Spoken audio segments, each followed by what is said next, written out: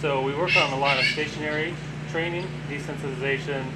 The whole goal is kind of just to be able to work closely with him. So like if he has an impacted tooth, we can look really close at his teeth. We can kind of touch the insides of his teeth. If he has anything, check his nostrils, pick any boogers that he has, all the way down. Oh, nice one. And at the same time, it's an alligator. He's always going to do alligator stuff. So the key to the training for the trainer is to always remember that he is a 14-foot, 1,000-pound alligator with about 3,000 pounds per square inch of bite force. So we always put ourselves in a safe position. We never work from the sides. So alligators, they bite side to side, you know, so we always kind of keep him right in front of us. If he lunges at me, I can either push his snout down or I can pick his jaw up to keep him from grabbing hold of me, you know. So that's kind of the safe zone, is directly in front. You never want to catch yourself on the side of him. Good boy.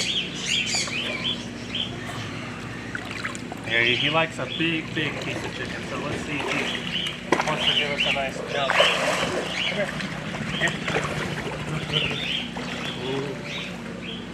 Come on, even at this size, he's still got some. Oh, he got there. Here, let me get him.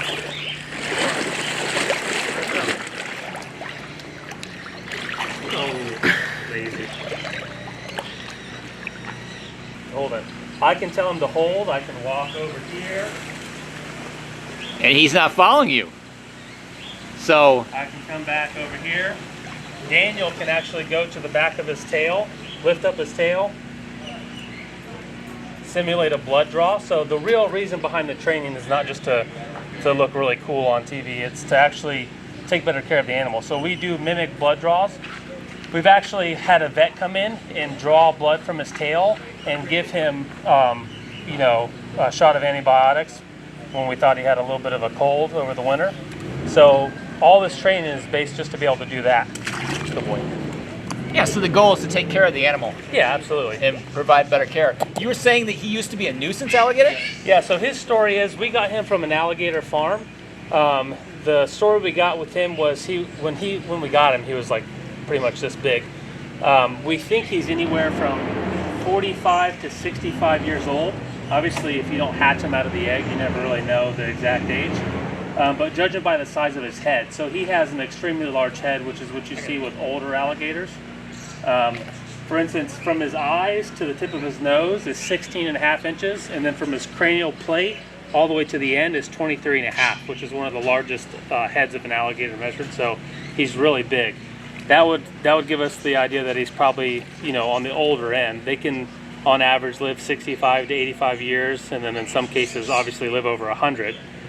So we know he's a bit of an older. And you were alligator. saying he was over 13 feet. Yeah, he's like 13.6, but he's missing a good portion of his tail. So he'd be about a 14-foot alligator. he probably got bit at some point earlier in his life and lost part of his tail here. Yeah. Yeah, he came that way. Otherwise, he'd be probably 14. Yeah, right here. So the story was he was actually caught in Okeechobee, Florida, on a cattle ranch. A rancher said he was picking off some of his younger cattle. Really? Yep. So they trapped This guy him. was going after cattle. That's Good boy. And the guy knew that, you know, he's got a cattle ranch in Florida. That's just part of the territory, and that he was an older alligator, so he didn't want him euthanized. So he actually requested that the state trap him alive. So they did, and they took him to a gator farm. And you guys have worked with this guy for a long time. So to when get I him like started, this. Wild Florida has only been open for about 11 years now, and when I came here 5 years ago, they were growing at a rapid pace, and we wanted to develop some new shows for the guests, and we wanted to compete with other facilities that do alligator wrestling, but we didn't want to wrestle alligators. So it was kind of a newer concept that I've been working at with another facility where we do desensitization and training. So we found that doing this kind of training is a lot more rewarding than actually getting on the back of an alligator. And it doesn't stress out the alligator. Yep. So we get him to do a lot of the same stuff that somebody would try to do wrestling the alligator just by asking him. So I can ask him to hold still, I can do all kinds of stuff around them, because we want people to respect them but not fear the animal. So we want to show how intelligent they are, because a lot of people have the misconception that they're these mindless eating machines, but they're actually very trainable. They have an advanced cerebral cortex that allows them to process patterns and behaviors. So he can be trained really easily. So I came 5 years ago, started working with the alligators. He was in this main pond with all the rest of our big nuisance gators. Within a couple weeks, I had him conditioned to come over to a certain call. Within a couple months, he was station trained to hold. Within 6 months, I could take a fidget spinner and I could put it on his nose and I could spin it. And he would sit there and hold with a fidget spinner Wow. on his nose. Good boy. So, and it's all for that treat, that reward. So you think they learn pattern behavior. So the same thing, he learns that if he does the command that I ask of him, then he'll get rewarded with food. Same thing with if he learns the pattern of any kind of prey item. So we use visual and verbal. He responds really good to both. Some of the alligators or crocodiles, they do better with verbal, some do better with visual. So he kind of likes both of them. And really, So how long did it take for you to get him to keep his mouth open like that and just station with his mouth open, which is crazy? about 6 months. So 6 months? He knows the key too to think about. So we're always reading the alligator. So I'm constantly looking at his back legs. So if he tucks his back legs in, he's going to lunge forward. If he comes up to me with his mouth closed and he's coming in pretty quick, he's going to lunge, because that's how you would ambush a predator. If he comes up to me with his mouth open, he's kind of he's playing his cards. He knows I want him to open his mouth. He comes over to me with his mouth closed and is starting to lift his head. That's because he's going to try to ambush me and shoot with his mouth open. His mouth is already open, so he knows this is what I want him to do. All I have to do is tap him to get him to open it a little bit more, and the hook, and he holds right there. So he knows that's the position I want him to hold in. So one of the things too, like, we keep him in really good shape, obviously. We do the shows twice a day, every day except for Sundays. So he's in good physical, in physical shape. And he has all of his teeth for the most part too. Most gators at this size tend to be pretty gummy. He has just about all of his teeth. So a lot of that is because we maintain his diet really well and we give him good exercise. So yeah, that's one thing also that we want to say here is, just because you see Andrew doing this with this alligator here, don't ever try this with a wild alligator. Don't ever assume, even when you're training an alligator like this, an alligator can always have a bad day, right? Oh, absolutely. This guy is incredibly trained. That's right. So you know the behavior. You're looking at stuff even right now. Mm-hmm. So never assume that an alligator is going to be chill. Yeah, he has his days for sure. There's days when we come in, he's fired up. There's things he'll do, like he'll flap his ears. We know he's feeling really fiery. Like I said, he'll come over really quick and want to lunge, or if he comes over with his mouth, he doesn't want to, he's kind of slower doing the show. If he climbs out of the pool during the day, then we cancel the shows. So we don't go in here and poke him and prod him and try to pull him into the water.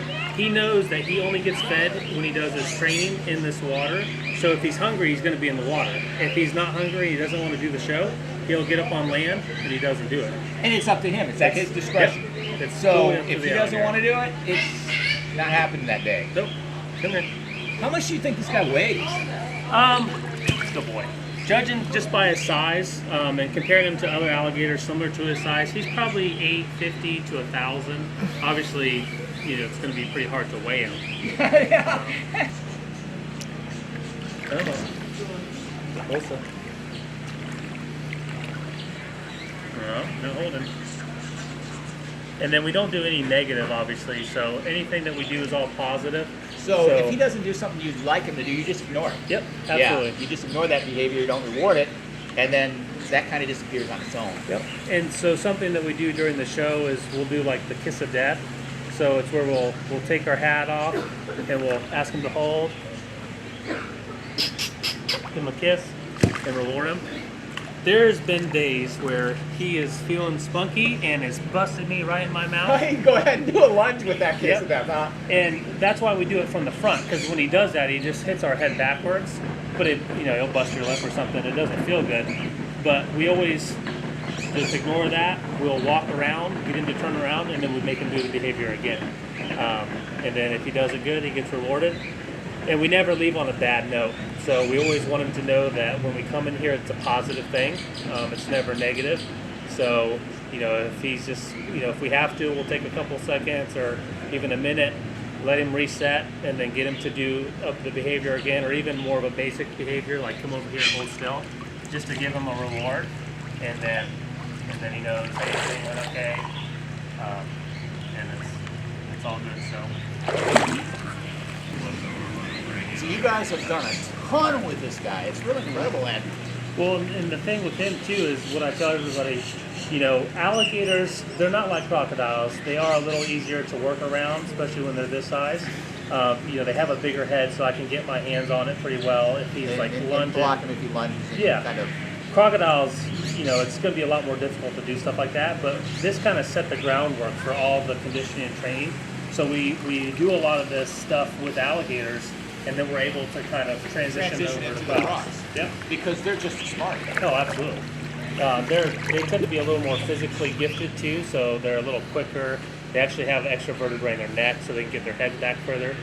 More limber, where they can stretch around, and so, you got to be a lot more careful with the crocs. Oh, absolutely, for sure. But it all started with him, and all this training that we've done has kind of opened a lot of doors with us, working with other facilities, to where we've been able to get some really endangered species of crocodiles in on exhibit loan and stuff from very reputable AZA facilities, all because of the work that we've been able to do with this alligator. So he's kind of set the bar for us here and really opened a lot of windows for us, in the industry. So it all started with him.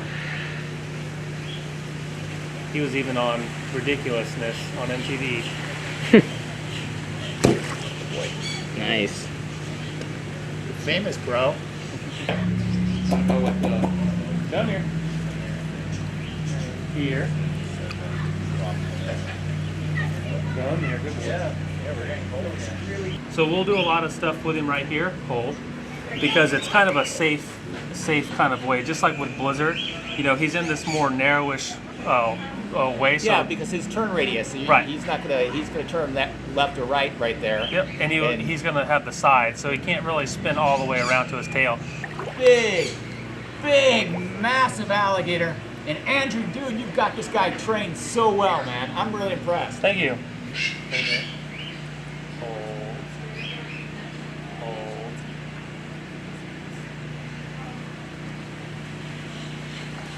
Good boy.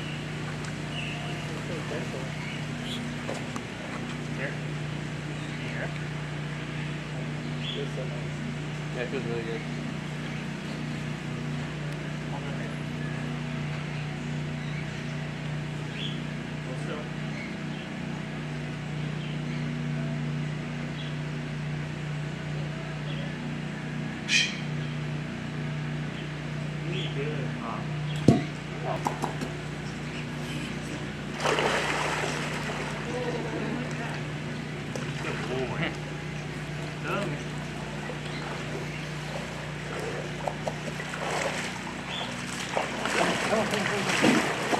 Here, crush it. Here. Here. Put it in reverse. Good boy. Come here. Hold still. Nope. Hold. You guys do regular shows out here, right? Yep. Yep. Regular shows out in Wild, Florida. They're outside of Orlando. And you can come and see this guy and you can see these amazing behaviors, all this training up close and personal. Yep, absolutely. Very cool. And I'm tagging them in this post as well, so you can go out and follow their page, guys. It's Wild Florida. You've also got airboat tours. You have an albino alligator encounter, all kinds of cool stuff. Oh yeah, sloths, lemurs, all of it. Very cool, guys. Thank you so much for hanging out.